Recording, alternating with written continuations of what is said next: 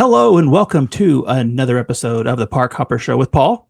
And today I have a very special guest with me, Janine from Martin Magical Travels. Martin Magical Travels. Yes, that is. I see those in quite a few posts on people's Instagram that I follow. So, and how do you say your last name? Vanlandingham. All right, Janine Vanlandingham. It sounds very fancy. I like it a lot. It's when you grow up with Paul, it's like, oh, it's fine, but it's easy to spell, it's easy to pronounce, but it's boring. Yeah. And it rhymes with everything. So I'm always turning around and Right. whenever there's a ball or a wall or in the fall, so. Right, exactly. Well, thank you for joining me. Can you introduce yourself and tell us a little bit about what you do? Yeah, absolutely. So, as you mentioned, my name is Janine Vanlandingham. I am a travel agent with Martin Magical Travels. I've been doing this for almost 3 years now. And then outside of being a travel agent, I do also work full time in public health as a manager, which I'm super passionate about as well. And a lot of the skills transfer over, which is really exciting. And then outside of work, I live with my fiance and we have a lot of cats and we also foster and rescue cats. So that is something else that we like to do. Well, that sounds wonderful. And it was down on my list of things, but I'll just jump off on it now. It looked like you had a very clingy cat in some of your videos where you're talking and you're wearing it as a scarf. Yes. Yeah. Yep. That is our newest little rescue. Her name is Hazelnut. Oh, And when we found her, she was about the quarter of a size of her siblings. And so we immediately took her in to provide supplemental feeding and try to get her back to full strength. She's almost 18 weeks old and she's just a little over 3 pounds. So we're also looking into seeing if she has any sort of dwarfism or things like that we can help her overcome. But she is small and mighty and she loves being with her people. yeah. We have a dog that is large and stupid and also loves to be with his people. So Yeah. the doors are shut because he would be here like, Dad, this is what you want, right? Right here, the same on my Right. shoulder. But he weighs 70 pounds more than that cat. So All animals, I love them all. Their personalities, the individual personalities, I think are so special with them and seeing what you can pick out their little quirks and things like that.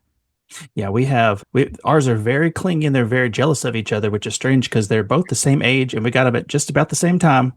But they're Yeah. like, are you petting her? No, you pet me. And then they're, Uh-huh. what are y'all doing? You're just ridiculous. So, Yep. well, all right. So you've been a travel agent for 3 years and you were telling me right before we started. Now, why is it that you got into this? Because it's not everybody's thing. I love Disney and I love travel to just places, but this is not something I could do. So what got your eye that got you to start?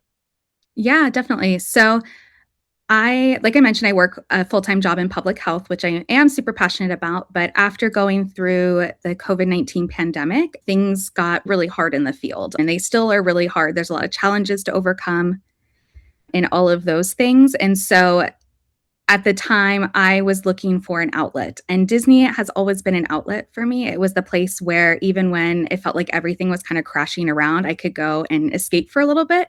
It had that magic there. You could see everyone smiling and laughing. I mean, it's hard to find people that are upset at Disney and on their Disney trips because it's something we're so excited for. There's so many fun things to do and experience. And so it's always an escape for me. And have always been the one who plans the trips for my families and also for friends that have reached out. And so I actually knew the owners that started Martin Magical Travels. And when they were hiring one of the rounds, I decided to just go for it, see if I could apply those skills into this and have a little bit of an outlet from my full-time job that was a little bit more fun, happy, exciting. And so that's kind of how I got started in it. Well, that's great. And exactly what you said. We just got back and it's weird because we were in that bubble for a week. And even though it was hot and you're in Arizona, I assume it's pretty warm right there now. Yeah. We had our heat index today. I'm in Louisville, Kentucky, and it was 113 with the heat index Ooh. today. So we're in the middle of a rough week. But it was similar to that when we were in Disney and you're just walking around and it's hot and it's muggy and then there's a storm out of nowhere, but no one's yelling. Everybody's just sucking it up and they're just smiling still and they're having a good time. And it's strange. And then you get back home and people are, give you an eye on the highway or, give you that look and like, well, welcome home. We're back. out of the bubble. So Yeah, exactly. Yeah, it's like a little bit of a harsh reality jumping back into home, especially after spending a week at Walt Disney World. We yeah. definitely experienced that after coming back from our trip in April. So, yeah, I agree. It is really difficult coming back from it, and it gives a whole new meaning to the Disney blues that we all experience, like, right after coming Oh, home that from first this day trip. back, it's yeah. Your feet are happier about it, but the rest of your soul is like, what's happening? I don't want to be here. I mean, this is nice, but no, thank you. Well, so you come from Arizona, so I assume you're flying in if you're going to Disney World, correct? It's a long Yes, haul in a car. So we it is. actually drove this time, and I found out for the first time that I've been going my whole life, and I did not know that you could park for free if you stay at the Mhm. hotels, and that was something new I learned this year. And so even the driving, like we've never once you get down there, we usually just take the buses and the monorail and the Mhm. Skyliner. But even the driving down there, I was telling my wife, like this, everybody's they let you merge. People are polite. It's no one's trying to cut you off. And I'm like, oh, this is even the streets are nice down here. I don't understand. And then we were right on the edge of the bubble. So a couple nights we went out and had dinner on like the crazy strip. And as soon as you pull out that red light, it's anarchy again. And Yep. turn around. We got to get back. We got to put our feet back in the middle of this because this is no good. Yep. Yeah, absolutely. And it's so interesting too, because even just like drive, like you mentioned, just like stepping right off of it, or in like when we leave and we are going back to the airport, you can feel almost as soon as you're outside of that Walt Disney World bubble. And it's just like, whoo, that is a harsh, like, reality check. And then, of course, dealing with the Orlando airport is a whole experience in and of itself. Oh But yeah. I was there in February this year, and just it's a different animal than ours in Louisville. It's we have a very small airport in Orlando's, but you're in whereabouts in Arizona are you? I'm just outside of Phoenix. I was actually also there this year in Okay. Yeah. Scottsdale, and your all's airport is nothing to sneeze at either. It's quite elaborate. Yeah, it is like the Phoenix Sky Harbor is our biggest airport that services the whole state. So Yeah. it definitely packs in a lot of people. A lot of people fly through or stop through here. Do you ever get on the monorail there and just take a deep breath and pretend that you're somewhere nice? No, I actually never have to like travel on that light rail, so I've never done it. Oh, yeah, that's where I always have to get on. I'm like, well, something's missing here. I think it's that everybody is pushed up against me and no one looks like they're having a good day when they're on this one. Uh-huh. So it's Yep. always like, well, we're 12 blocks from our car for some reason, even though we just landed at the airport. We've got, another half an hour until we get to leave. So, well, tell me about what did you do in April and what did you do in April on your trip? Yeah, so in April when we went right at the end of April into early May. Hmm. We stayed at the Riviera Resort, which was absolutely wonderful. We had a fantastic time there. We also spent 4 days in the parks. We went to every single park. We did one park a day, but we did have park hoppers for the evening in case we wanted to go back and catch any of the nighttime shows, Hmm.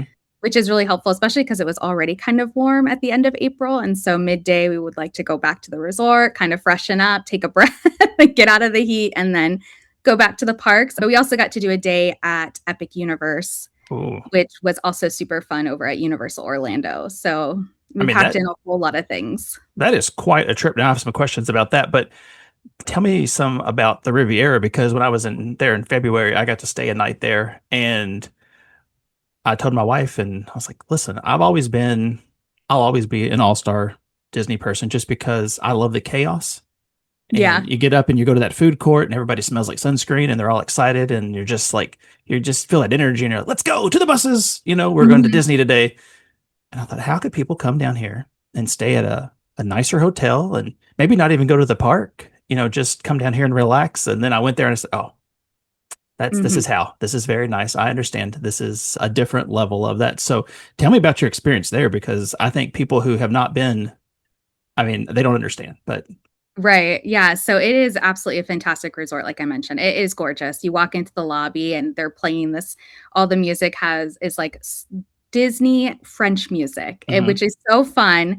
And it has this beautiful ambiance. I love Le Petit Cafe that they have in the lobby as well. I would argue it has some of the best coffee on property. And in the morning, they have pastries there. And then in the evening, they also sell like little cakes and other pastries that you would find at like a fancy bakery, like a Mhm. fancy French bakery, which I also really enjoy. We're big foodies in my family. So we are always trying the snacks, all the treats, the coffees, all of those things. And then speaking about the food, they have amazing quick service and just food options in general. I mean, you have Topolino's Terrace that has character breakfast. We did that on our last stay and it was incredible.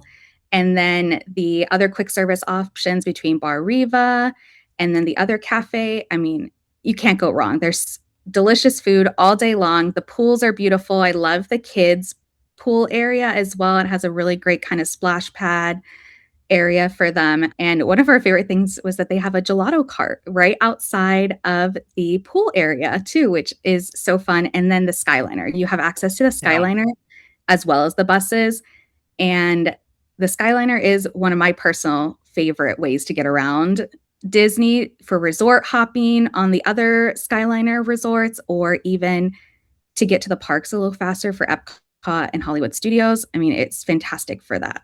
I mean, yeah, it is right there by Epcot. It's nice. So Yeah. when I got home, I ordered this. This is the smell, like the oils Yeah. that, so my office at home, it smells very nice. That is the one thing that I couldn't get over when you walk in and just, oh, this is like, it just smells nice. All the fancy soaps and the things like that. They just got just a little bit nicer with that Disney magic. Now I saw you on your balcony there too on Instagram. So you get to watch the fireworks and things like that from the Epcot shows from your balcony. Did you do any of that?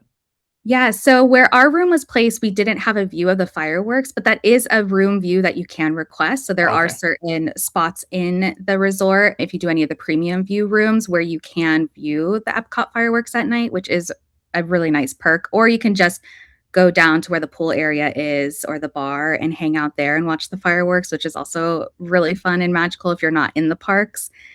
But the other thing that I really love about the room specifically at the Riviera is that it was built as a Disney Vacation Club resort. Mhm. And so they're all villas, which means so in the room what we stayed in was just a deluxe studio with a premium view. So you got the queen bed, then there's also a pull down queen bed with that once it's up, you have the sofa, there's a table in there with the chairs and all of that. And then in the bathroom, you have basically like two sides that you could separate completely. And one side had a shower with a toilet, and the other side had a bathtub with a shower and then the sink, which I think is really great for families. And then you also have that kitchenette in there. So there's like a microwave, there's some plates, silverware, cups.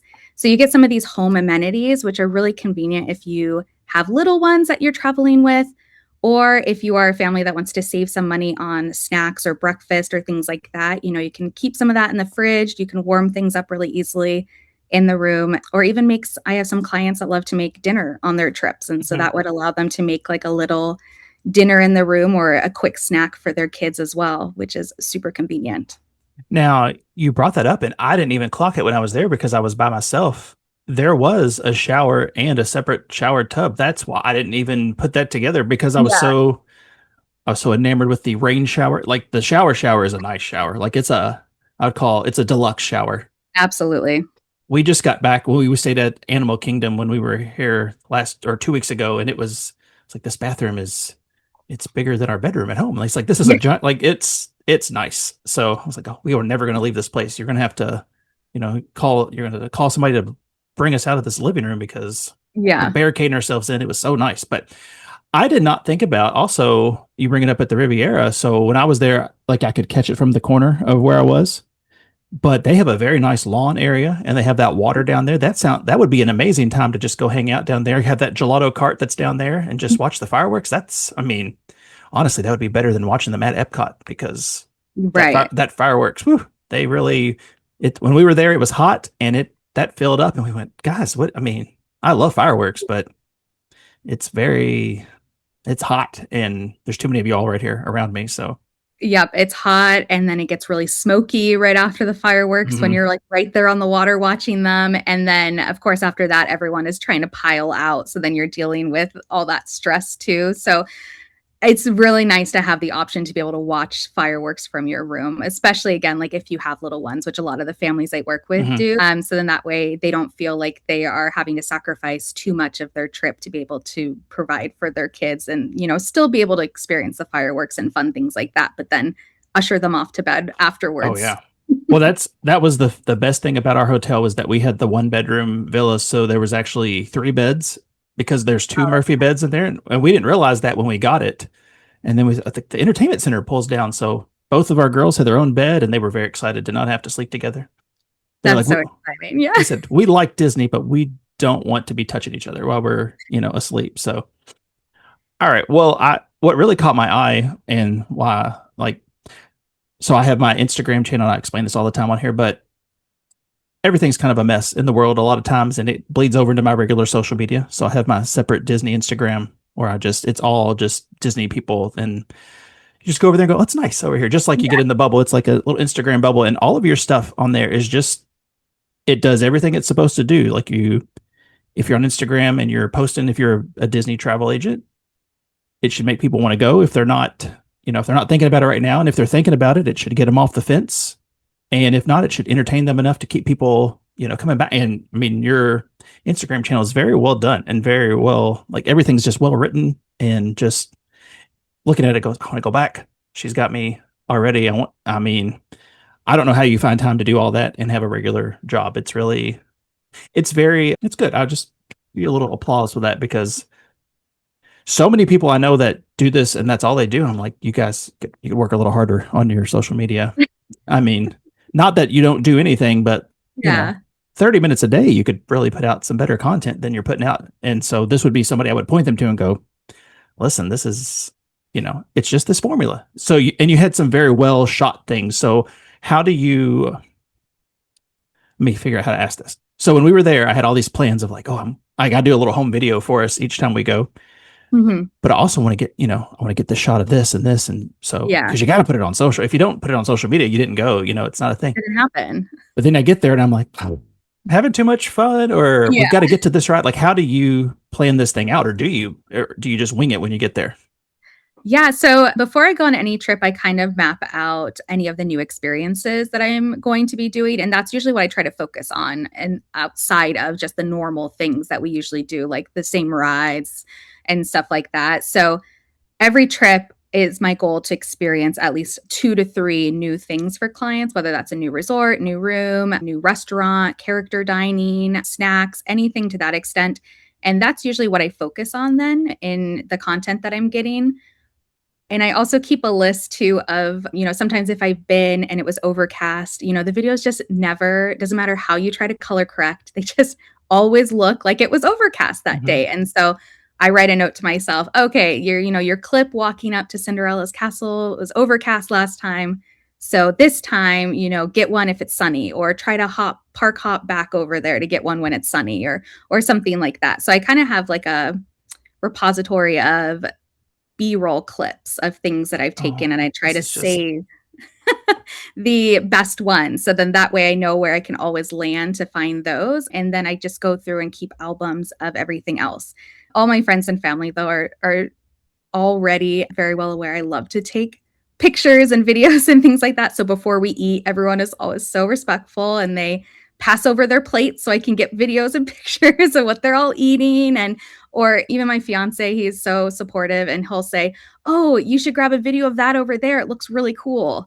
And I'm like, "Oh my gosh, you're right. That does look like a really nice shot." And so then I'll grab a video there. But I do all my recording and editing on my iPhone. I mean, and So it's on it's there. good. And I will tell you, color correcting, you're like in the top probably 5% of people. That's what I like. I do videography for a living. Yeah. That's the kind, and I'm just blown away, because this is what I tell people. I'm like, you got to shoot what you do if you want people to understand what you do. If it's a travel agency, if it's a gym, if it's a salon, whatever, it's like you have to have footage, and people get so caught up in their day that they get nothing. And I'm like, you just spent 8 hours here and you got nothing. And 10 Yes. minutes of this, and then put it in a folder, put it in a file, and then you've got notes. Oh my goodness. Yeah. I don't know what to do with that information, but maybe just cut it off here and say she's the best. So, Well, thank you. I really appreciate that. I knew when I started this job as a travel agent, I was going to have an uphill battle to find clients, because a lot of my friends and family are not in a position that they could travel to Disney or Universal very often. And so when I started as the travel agent, I really hit the ground running with social media to try to learn as much as I could. invested the time to learning Canva, which I also use in my full-time job as well, to create informational carousels or posts or cover photos or things like that, and really like lean into what makes my own branding and have my own voice, so that when people land on my page, they can kind of get a feel pretty quickly for who I am, what I'm into, how I work, and then also kind of what my personality looks like, which I think is so important. And so 95% of my clients I actually find on social media as strangers, complete strangers to me. And then we build the relationship, and they're repeat clients now for me. And I help them plan trips for 3 years in a row, and I'm watching their kids grow up with them. And it's just something that's so special, and I love it. But that is really why I invested so much time and still continue to invest time in social media, is because it is my main form of branding and marketing and how I meet most of my clients. I mean, what you should be doing, not that you're not doing a great job at everything you do, you should be teaching and coaching people on how to do this, because you're just saying everything that whenever people ask or I see and tell them, it's, oh my gosh, it's perfect. Like you're just like built in a lab to be like a travel agent sales online, because this is just, it's nonsense. So let's go back just a second though, because you said, and it's very, it's very nice of you to do it for your clients, the traveling, the 2 to 3 new things for your clients, Yeah. not for Right. yourself, but I see that. So you were at Disney World, but you're close to Disneyland, Mm-hmm. and you're also on cruises, it seems like, Mm-hmm. for your clients. It's good. Yes. And Yeah. I know it's good to go and check it out and see everything, but it's quite a life that you're living here. So I have never been to Disneyland. Can you tell me what is great about Disneyland? Because I hear good things, but it's so far Yeah. away, and it's so far away. So, So Disneyland is my home park. It is the first park I ever stepped into that started my love for Disney.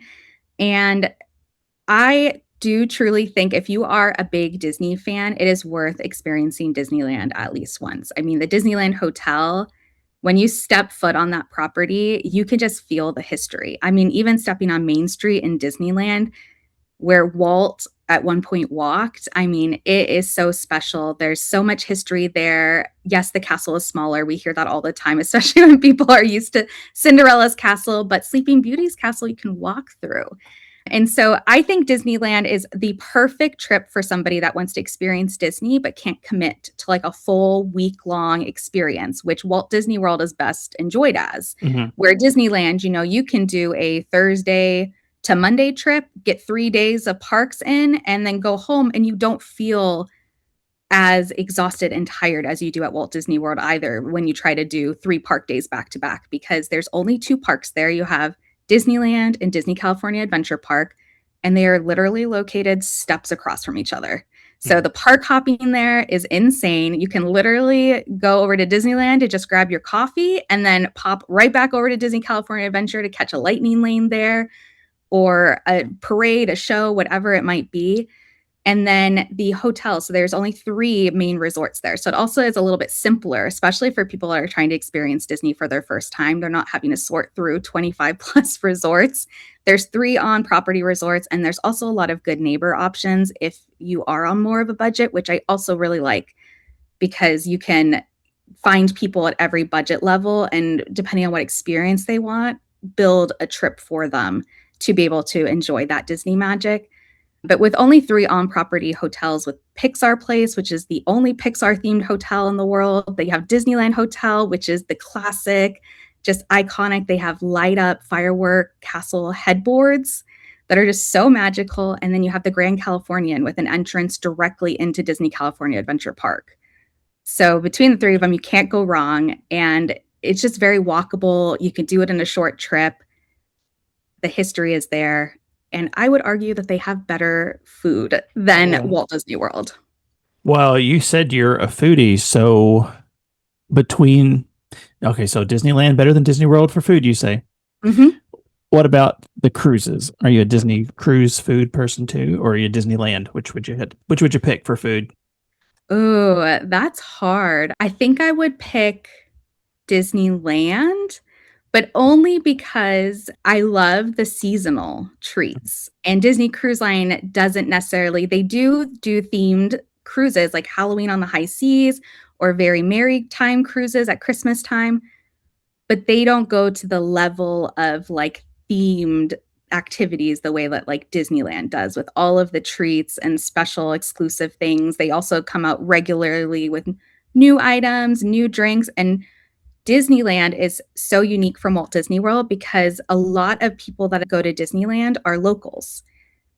Where at Walt Disney World, you get a lot of people from other countries, people that are coming for their first and maybe their last trip. Like this might be the, one big one, and then they're never going to come back.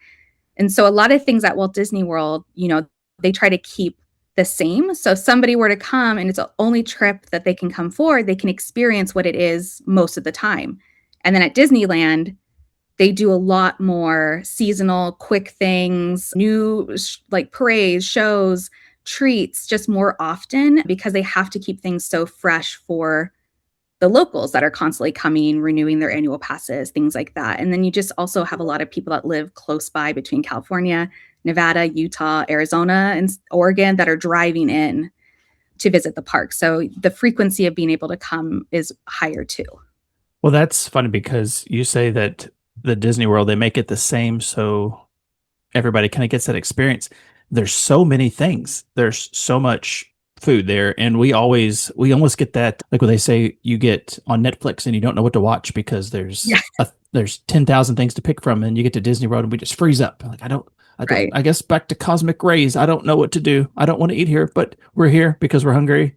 But I Yeah. know there's 10,000 things at this one park we could go get. So I have never heard that perspective of Disneyland. I enjoyed it. It's one day. Well, I'll get out there, but like I said, it's so far. It's so Yeah, it's it so is far from us. It's not far from you, but it's far from this. Like we're so much closer to. I mean, if we fly, it's 2 hours, and that's a nice Disney World trip. So, all right, now before I'm not a cruise person, and I've had cruise Yeah. people on here before, and I tell them I don't love the water, but a lot of people they like it because you get the Disney. They say you get the Disney feel, but it's also more relaxed. So you get your fun, but it's also you're not walking and walking and walking and walking and walking. So I thought that's nice. But then they hit me with the buffet, and I was like, oh, a buffet. And then I see on your Instagram the bottomless soft serve ice Yep. cream. I mean, that's what you should lead off with. It's like, would you like to take a trip with bottomless soft serve ice cream? And then, it's on this boat. Like that would Right. almost sell it more for me. So I don't know how you go to these places, and do you get so you get the sadness when you leave Disney? Do you also, does your body need time to recoup when you're back because of the choices you've made dietarily while you're at the parks?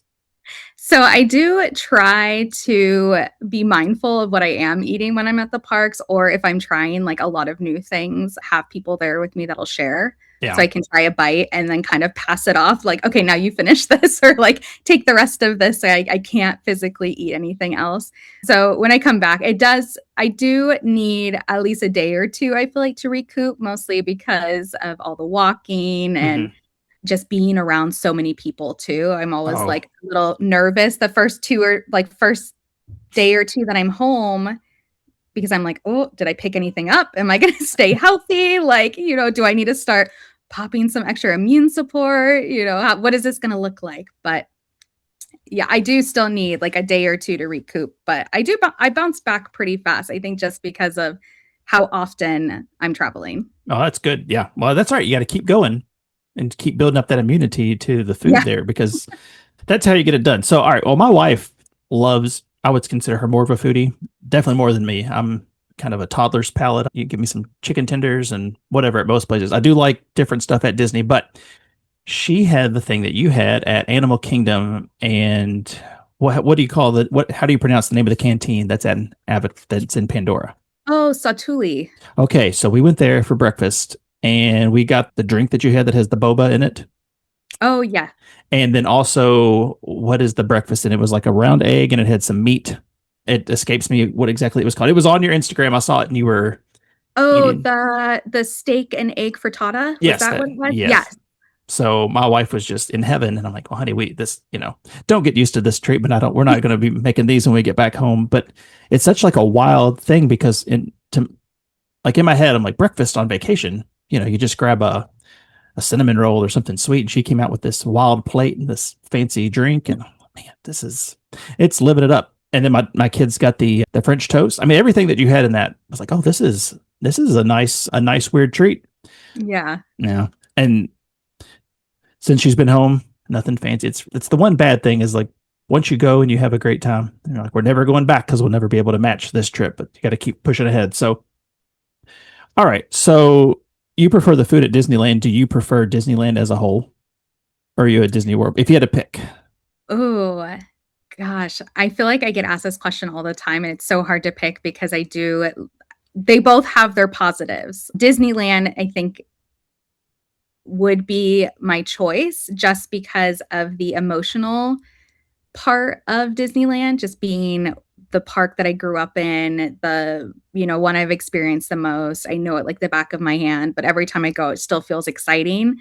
But I do really love Walt Disney World as well, just because you can do so many different things. I mean, every time you go between all the resorts, the order that you do the parks, like the way you stack your lightning lanes, like you mentioned, there's so much to try and eat. There's tons of restaurants. I mean, every time can be an absolutely brand new experience if you really want it to be, which I do really love about Walt Disney World as well. But if I had to pick one, I just think Disneyland would take it for me for the emotional pull. No, that's fair.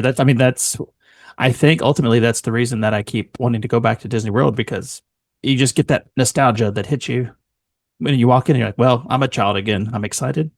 I'm in my 40s, but no, I'm going to have some candy. I'm going to have a churro and a candied apple, and I'm just going to ride these silly rides that for some reason back up, even though they're the little rides.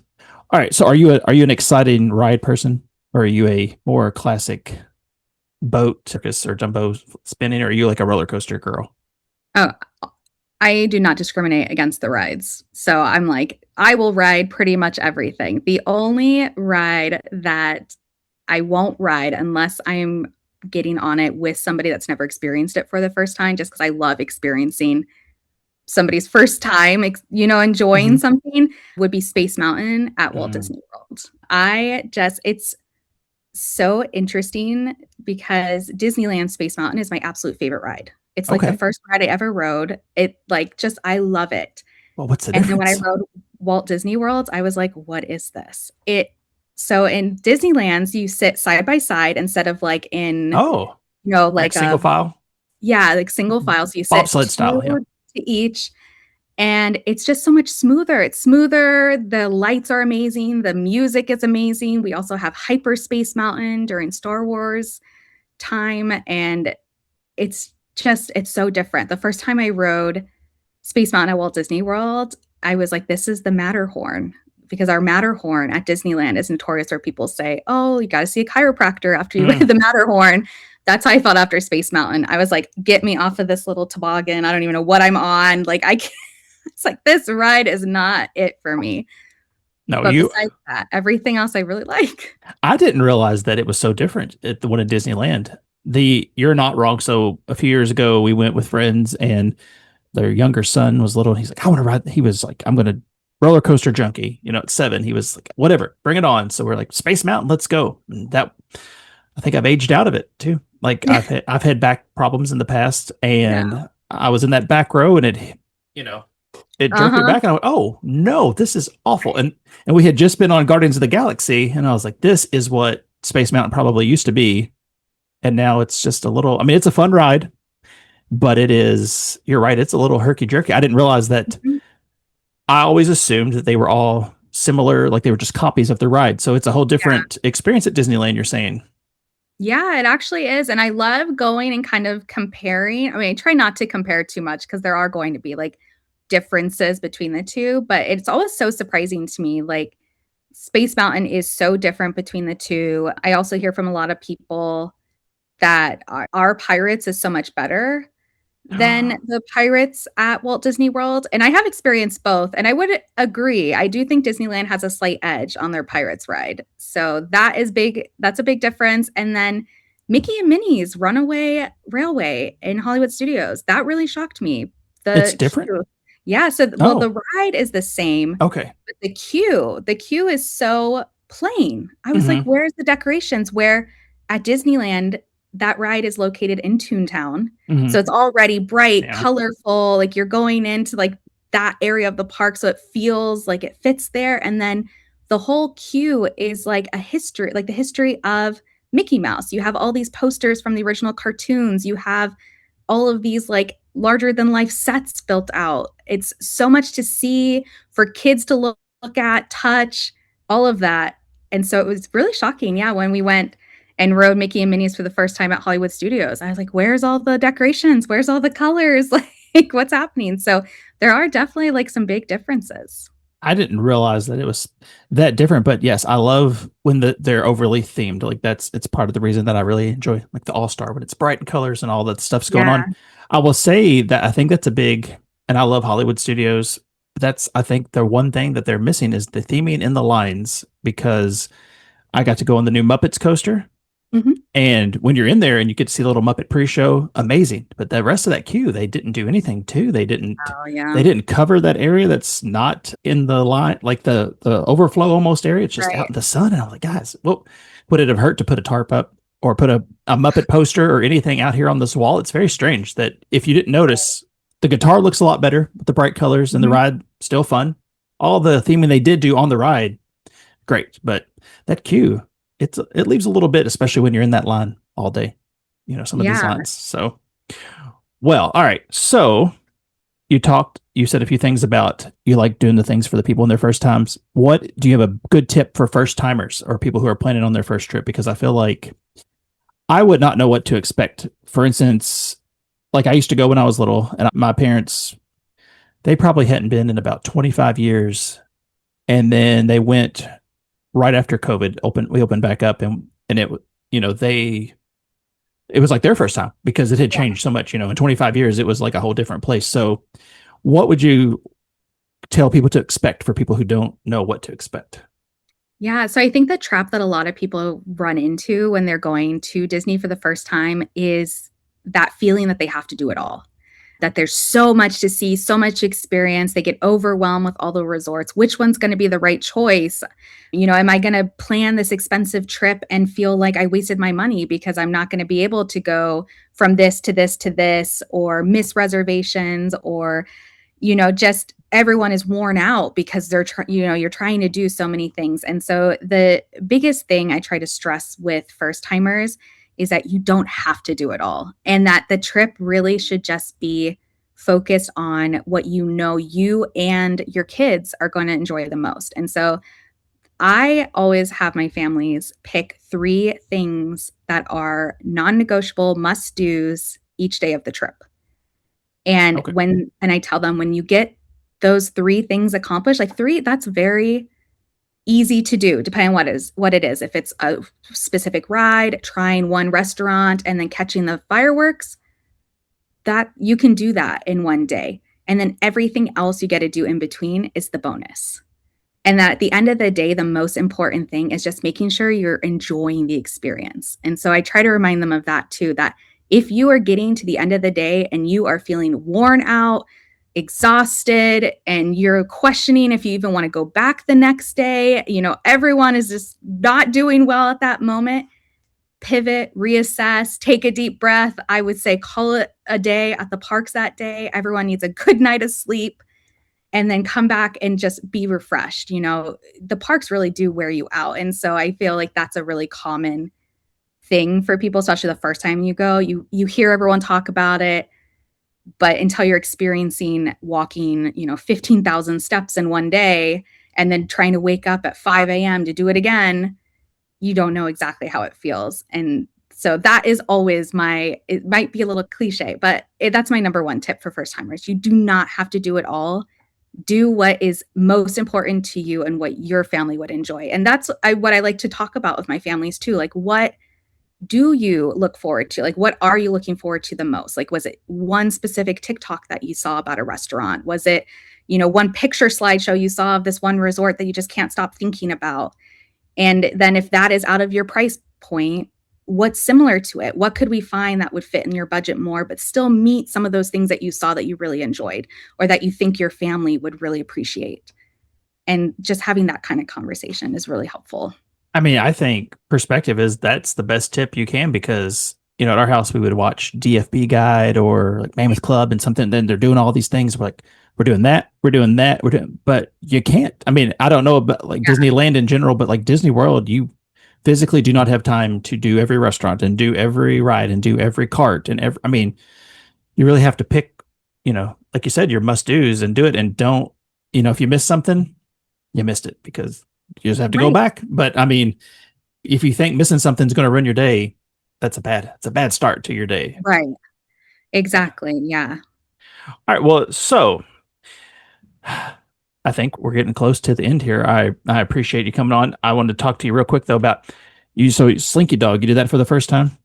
Yes. Is that Every time I've been before then, it's been either closed or getting refurbishment or something. I just timed it so bad. So this is my first time I got to ride it was in April. what are your thoughts on that? I thought it was a great family coaster. It was longer than I was actually expecting it to be, Hmm. which I like because I think sometimes those family friendly coasters get a little bit of the short end of the stick and they make them small and short. And it's just like you get on and then 5 seconds later, you're like, that's it. And so I liked it. And even my fiance really enjoyed it. We both thought it was so cute. We love the theming. And I really appreciate how long it was. Yeah, and I mean, my kids don't like rides like that. They don't like any kind of roller coaster, so we can't get them on anything. But that is what I would say is almost the perfect Disney coaster because Yeah. it's like you said, it's long and it's a little bit thrilling, but it's not scary. There's no upside downs or anything, right? It does a little turn, but it's not anything terrible. But that's the problem I think with the Muppet coaster or with Tron. Like Oh, yeah. they're so fun, but man, it's just blink and it's over and it's thrilling. And maybe you couldn't take another minute or two of it being that thrilling, but it's gone so fast. And that, you stand in that Slinky Dog line, you want a little bit longer than 60 seconds. So Right. you also, again, while you were talking about being a foodie, I saw you talking about the tachos. And I just want to say, is that's like the gap that we bridge between people like me and people like you is that they call them potato barrels there because they're not Right. tater tots. But that is, to me, that's the perfect theme park food. And Oh, I yeah. saw you give a shout out to that. And I'm like, so she's eating this fancy breakfast and meal, but she's also the what is that thing called? The lunchbox, the Woody's lunchbox or Yes. Andy's Woody's lunchbox. Lunchbox. Yep. Yeah, that is to me that is the perfect quick service place. But real quick, you said you got to go to the barbecue, the new Mhm. rodeo barbecue. How was that? Because that was a hot ticket when we were down there, so we did not partake. Yeah, so Roundup Rodeo is one of our favorite spots in Hollywood Studios. One of the big reasons why is that it's relatively easy to get a walk up Yeah. for. So even if you don't have a reservation already, if you're going through your morning and you're already like, "Where's the air conditioning? I need to get out of this heat," like, we're getting hungry, I always tell people check your app, check those walk up lists. I've always been able to get a Roundup Rodeo walk up. And sometimes it's as soon as 30 minutes, sometimes it is longer. It'll be up to a 2 hour wait. So you do kind of have to like gauge that and how hungry you guys might be or things like that. But that makes it really nice and convenient. And it's fairly affordable Okay. in the grand scheme of Disney dining and all you can eat experiences. So I love that for that. It is all you can eat, again, so you can ask for more of anything, and it's family Oh, style. come on. So they bring out you start with, like, a really refreshing, like, tomato and cucumber salad and then some watermelon with mint. They have the most amazing cheddar biscuits with red pepper jelly Mm, that I dream about when I'm not there. And then you get a whole selection of barbecue meats. They even have vegan options, which is I really enjoy because I do have families that have allergies, and so I love a place that multiple types of families could eat at and find something that they like, and it tastes good. I've tried both the vegan options and the meat options to provide, like, a review on those. So I love that about it, and then the theming is so fun. I mean, there's no characters there, but you walk in and you really do feel like you've walked into, like, Andy's toy chest, and there's these little things that happen, like, they'll have, like, a dinosaur dance party, and all the waiters and waitresses start doing, like, a little dinosaur dance, or Andy's coming, and so everybody has to freeze, and the whole restaurant just goes quiet, and everyone is just, like, staring and, like, taking it super seriously, and then they're like, "Oh, Andy left," and it's like, "Yay, we survived. He didn't find out that we we aren't toys." So, you get these, like, little interactive experiences, which are nice, but it's not as disruptive either as sometimes character dining. Mhm. can be, where you get up, you take pictures, you like hug the characters and this and that. So it's like that a nice middle ground if you want like something super immersive, but not quite as like chaotic. And again, the price point is really nice. Well, that would be the opposite of what. So you said you also did a Topolino's breakfast with the Yeah. characters. Yeah, that. So I'm notoriously cheap, and that's like the one thing that I was like, you got to splurge on that. I wouldn't have believed it before we went, but we went Yeah. with friends, and they're like, "Well, we're going to do it." And we're like, "Well, we're going to do it too if you're doing it." And it was amazing. And like as an adult, man, I was like, this is like a weird thing to spend this money on. But that food is amazing. It's at Yeah. the rooftop of the Riviera, and I've never had the actual dinner there, but the breakfast was no notes. It was the best. I mean, that food was so good, and that was after a week of eating. It was amazing. But the character breakfast was so fun. It was. Yeah. I was strangely, like I said, as an adult, like, oh, okay, this is great. So, if you had to pick a restaurant then at Disney World of all the things there, you being a foodie, you liking to try different things, it sounds like you've had way more of a variety, I guess, than I have. So, what would you say is your favorite? Oh, that's so hard. Honestly, I might go with Topolino's. You know, You can't go wrong with the breakfast there. Like, so the characters, the breakfast in its of itself is outstanding. Like the steak and eggs is unreal if you get that for your breakfast dish. I love the little like bakery thing that they start with all the pastries. I oh, I think that's forgot super about that. fun. Yeah. Yeah. And you start with a pog juice, which is also so fun. I love that. And then the dinners are there's no characters at dinner, but it's romantic. It's a wonderful option for like a date night or even just like a more upscale type of dinner. The views from the rooftop. I mean, I love Mm. going out the door and just taking it all in. And you can see the fireworks from up there at night. You can just take a look at so much of the resort, all of Caribbean Beach and the Skyliner. And it's beautiful. It's such a nice experience. So I think I would go with that because I don't think you could have a bad meal there at any time of the day. Well, like I said, it was an outstanding breakfast, and already on this episode, I've gone record saying I don't think a theme park breakfast is really my jam, but I mean it's really amazing. So, all right, one last question. So, I wasn't going to put this on you, but you were so just on top of things as far as mindset and professional. What would you say to somebody who was thinking, well, hey, I want to go to Disney World. I'm not going to plan it myself because I've heard that's crazy, but I'll just ask ChatGPT to plan it for me. What would you provide that something like that can't do? Because that seems to be like the competition in the future for some reason.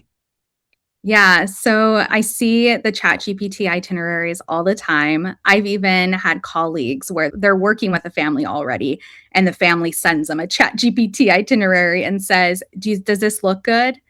And every time without fail, we can look at that and we're like, that's not happening. That plan is not happening. There's no way you're going to squeeze in 4 rides Mm-hmm. across the park from each other within an hour.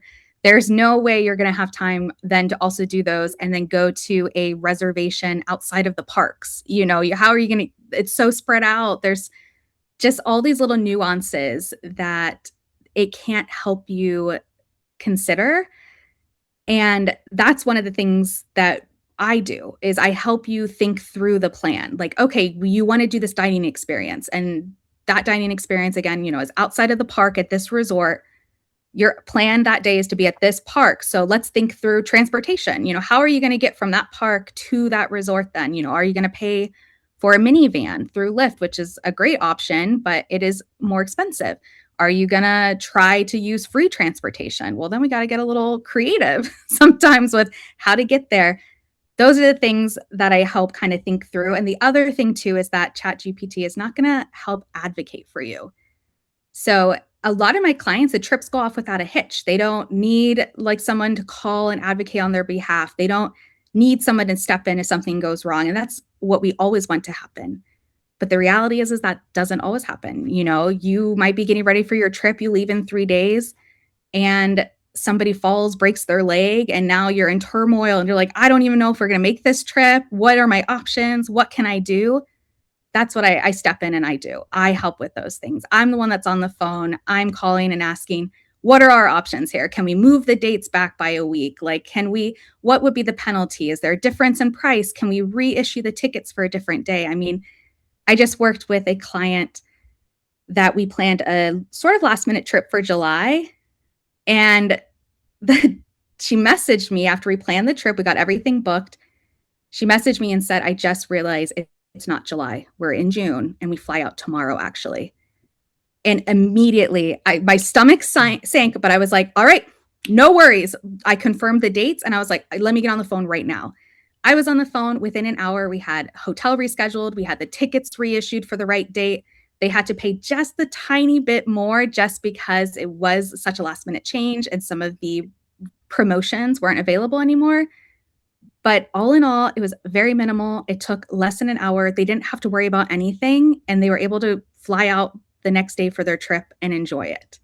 And those are the things that you don't see when you're booking on your own or when you're not working with a travel agent. Those are the types of ways that we can step in and help and provide that support. And I do a lot of sort of emotional coaching as well, letting people know like it's going to be okay. You don't have to do everything. Let's talk through this. Like, let's come up with a plan. Like, I think it's so overwhelming what you find on social media between Instagram, TikTok, all the people that say you have to do it this way. Don't do this. Like, this is the worst thing you can choose to do during your Disney trip.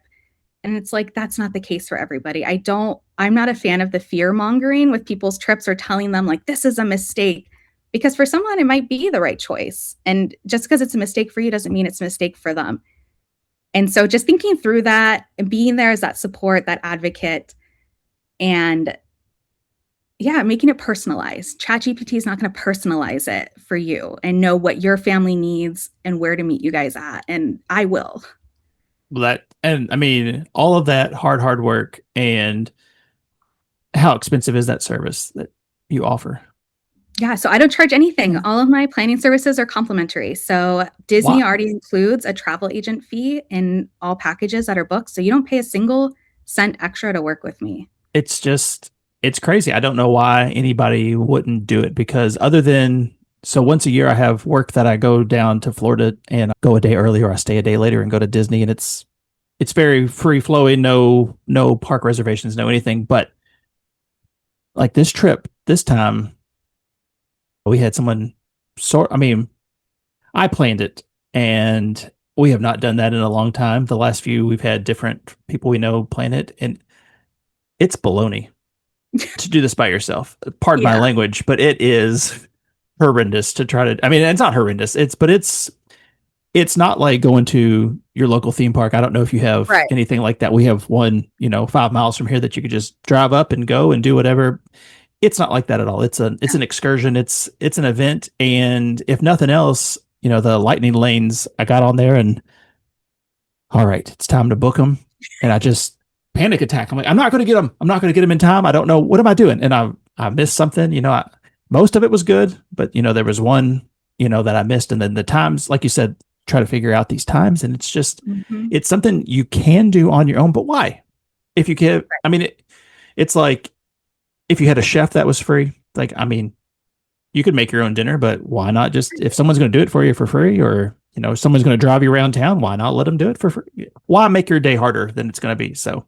Yeah, absolutely. I always try to tell people, I'm like, you have enough things on your plate. Like, I live, eat, breathe these theme parks. I, get all the emails as soon as they come out. I make sure I'm on top of when special events are happening or dates and things like that. And for someone who doesn't live within that world, that's so much to stay on top of. Or when things change, I mean, Disneyland used to have a park hopping rule that you couldn't park hop until after 11 a.m. And they just got rid of that. And so many people don't know because it just happened not too long ago that they got rid of that rule. So that's exciting. And that's something that I pass on to people that I work with and make sure that they know, like, these are the changes. This is what is coming up. Like, this is what to expect. So I absolutely agree with you. You can book it. Anyone can type in a credit card, reserve the trip, do some research. But why do it if you don't have to do it and you have somebody that can provide more value as well to the overall experience and the trip? Well, so that being said, I'm sure people, if they wanted to slide in summer, they still could. But what's going on in the fall that you're booking right now? Yeah, so booking a lot of Halloween trips, that is on everybody's mind with Mickey's Not So Scary Halloween Party tickets at Walt Disney World being released, and Disneyland also released their Oogie Boogie Bash tickets. So I'm getting a lot of fall bookings, but also people thinking about Christmas. So Mickey's Very Merry Christmas Party tickets were also announced for Walt Disney World. Oh, So that got a lot of people interested in booking their Christmas trips there to make sure that they can go around those dates and attend those. Jollywood Nights is also coming back, and people are excited about that. So that's kind of what I have been engulfed in is the holiday season. Everyone is super excited about the holiday season, and right now is the perfect time to plan. Walt Disney World came out with holiday room promotions. So it's a great time to kind of get in there if you don't already have something planned. well, that sounds awesome. What is your preferred method of getting in touch with you? Do you like Yeah, email, Instagram, TikTok? Like, what is it that you'd prefer? Instagram is probably the best way to get in touch with me. I also have my email linked right on Instagram Okay. to make it easy to reach out to contact me. I have my quote link is in my bio on Instagram, but a lot of people just reach out through messages on Instagram. I check those pretty regularly and try to get back to people so that way I can help them out. Well, that's wonderful. I'll put it all in the description so people can check it out. Thank you so much, Janine, for coming on here and just sharing all of this, all your, I'll say your brilliance with us today. So I appreciate it. And I hope you have a great, big, beautiful tomorrow. Yes, thank you so much, Paul. It was such a pleasure to be on the podcast with you. Thank you so much for inviting me, and hopefully we will stay in touch. Of course.